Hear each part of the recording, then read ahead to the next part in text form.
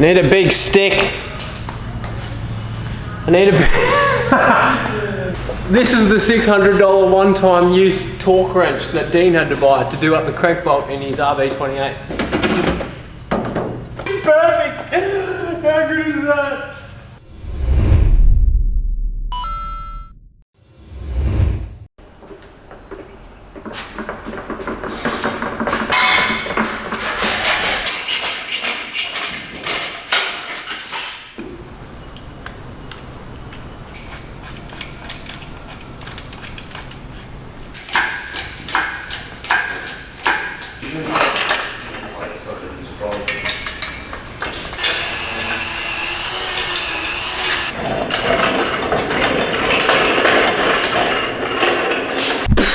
Welcome back to the channel, guys. This is Built by Blake. I am Blake. Dean is around, but I don't know whether he's actually around. But anyway, we are putting nuked motor from the GC8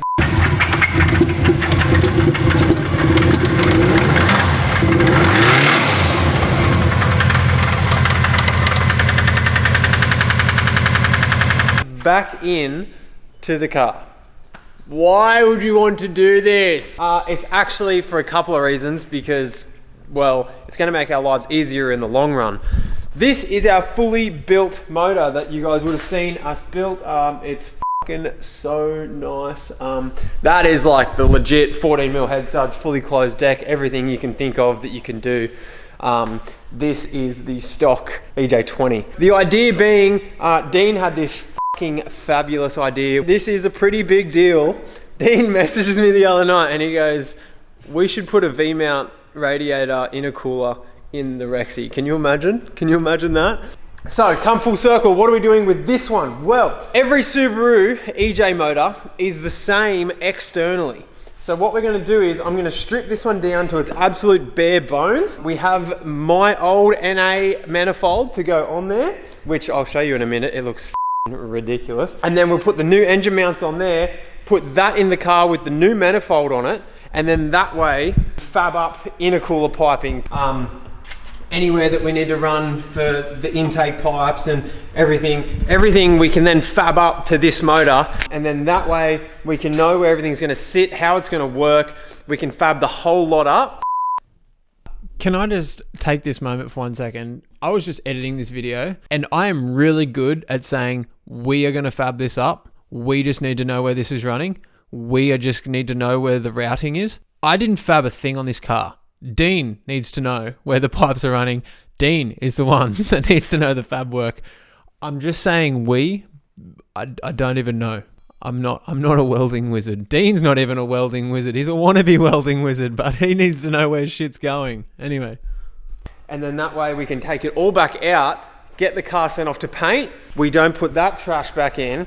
We then put the new fucking U-Butte built tank thing back in. And then everything should just click together. So that's a lot of work. There's a bit going on here. First things first, strip this motor down, put the old manifold on it, keep our fuel rails because they are still legit, and then take the old headers off it, put the PSI headers on there, and then rock and roll. So, and we're deleting the ABS as well. So there's a lot of work ahead of me because I need to dismantle this whole motor. Well, the top off anyway. So let's rip into it and we'll see how we go.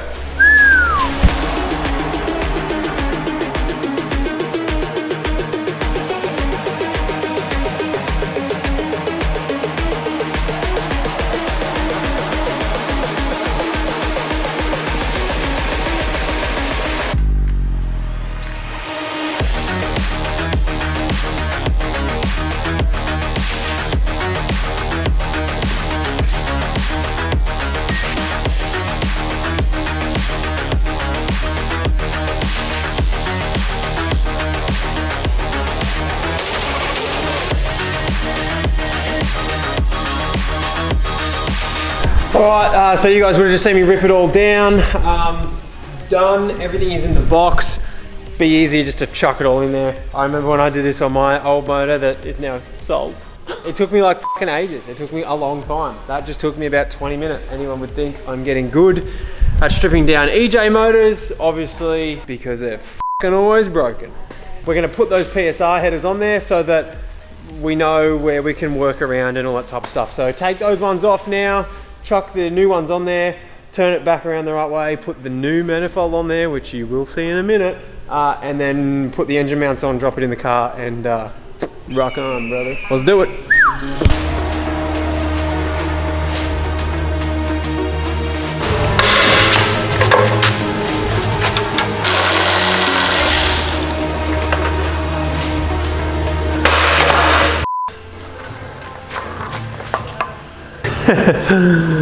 Now this would be interesting to have a quick look in here. This is our oil filter from when it blew up, and look at all of the metal, all of the flakes. You can see, I don't know whether you guys can see that. See all the shimmering? All that shimmering is just bits of metal.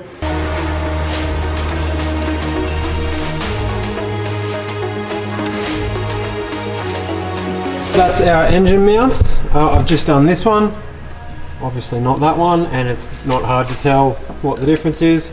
Obviously this big spongy rubber thing, that thing is like metal plate outsides, metal plate center, little neoprene washer spacer in the middle. So go put that one on now and then chuck them back on the motor.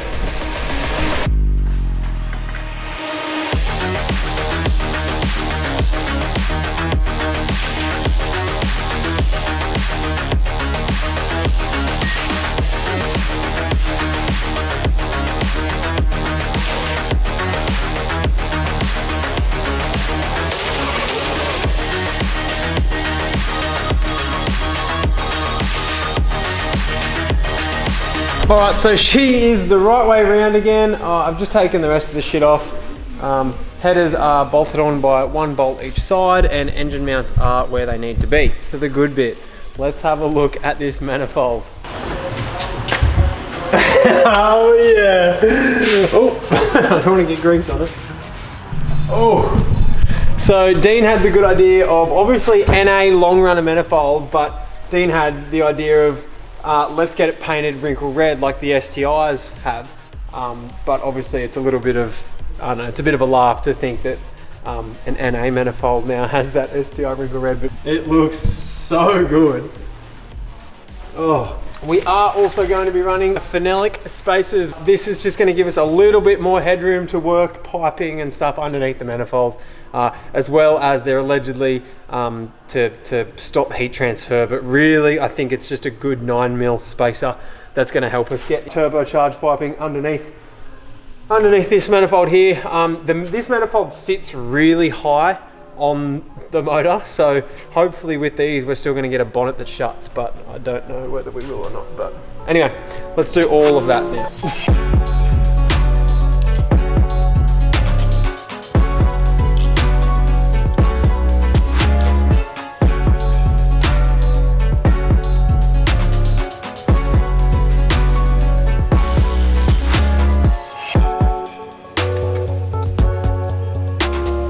Meanwhile, at the Krusty Krab. I have no idea where we got up to in the last part of this episode because it's now like a week later. But update, what we are going to do, we're going to take that red manifold off. Actually going to put this manifold on. We have another long runner manifold just sitting in the shed. I don't even know why. I'm not really sure where that came from. But the idea is obviously take this one off, make sure the paint doesn't get scratched and stuff.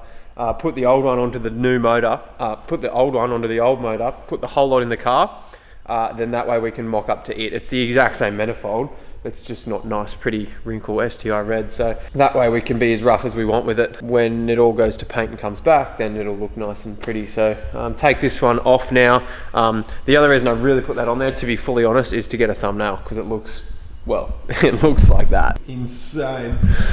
So take that one off, put the motor in, and then yeah, we're moving, making headway. Swapping the manifold isn't actually that hard. It's just a matter of taking this one off and putting the new one on. So that's nice and quick. I've just mounted the fuel rails as well, just as a bit of a, in case they come into piping areas or whatever, so we know where they are. Go get the engine crane and then lower her into the, well, old home, but new home, but old home. Should I take that ABS out before I put this motor in? Ooh, All right, I need to have a think.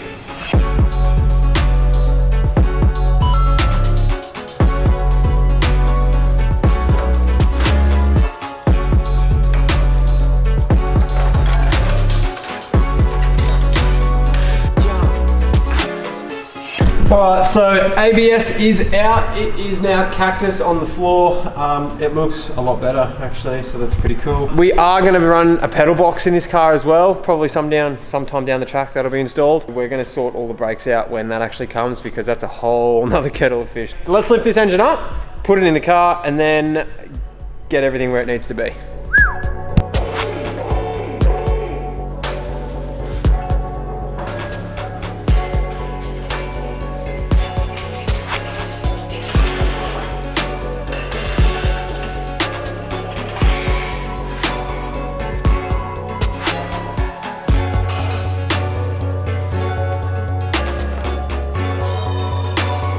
All right, hell yeah. Motor is in, everything's kind of sitting where it needs to sit. The next thing I'm gonna do before I wrap this up is just get our bonnet and actually just sit it on, because I reckon that this manifold is almost gonna touch it, which sounds dumb to say, well, it's a Subaru motor with a Subaru manifold sitting in a Subaru, why would that foul? Obviously with these phenolic spacers here, 9mm thick, and they're nice to have. Obviously they claim to like stop heat transfer, but what is really nice is obviously you got your turbo sitting back here somewhere, and it's really nice to run your hot side turbo pipe underneath this gap here, so it gives you some really nice real estate in here, and then you can come down and go around. But if I just had a quick squeeze, if you come down here to the side of the car, you see that there, I reckon is going to give us some headache, especially because the bonnet's not completely flat underneath. It's obviously got those ridges and stuff in it, and we are going to chop it up, so we might be able to massage it to get it in place. But yeah, anyway, we'll grab this bonnet now and chuck her on and see how she goes. Need a big stick. I need a big stick. I got one. This is the $600 one-time use torque wrench that Dean had to buy to do up the crank bolt in his RB28. It's now being used. It's now going to be used as my holster.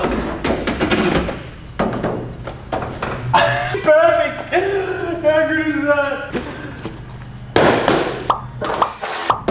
Thank you.